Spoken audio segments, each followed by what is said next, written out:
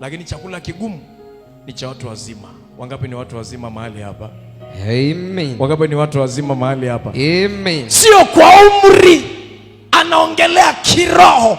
Watu ambao vitisho vya watoto, sijui vitisho vya mke, vya mume havimtishi kumtafuta Mungu. Kwa nini? Kwa sababu ndani yake Amen. Yes. Yani hata mtu abadilike awe kama chatu, bado moyo wako unasema Bwana umwema katika maisha yangu. Amen. Yeye ni mwokozi wangu. Amenizunguka huku na kule. Amen. Nami sintaangamia katikati ya wabaya. Amen. Bwana Yesu asifiwe sana. Amen. Sasa nisikilize vizuri.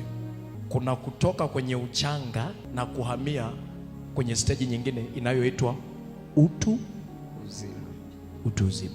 Kwa Mungu hatuangalii namba ya miaka yako. Tunaangalia kiwango ulipotoka na ulipo. Nini kimebadilika? Kwa sababu kama umeokoka miaka 10 iliyopita na leo kwenye ulimwengu wa roho ukipimwa unaonekana bado unatumia maziwa, maana yake bado safari yako itakuwa ngumu.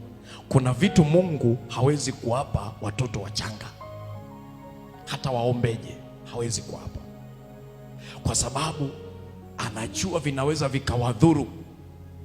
Sikiliza, Mungu hajibu kila kitu, anajibu kile ambacho kiko ndani ya uwezo wako.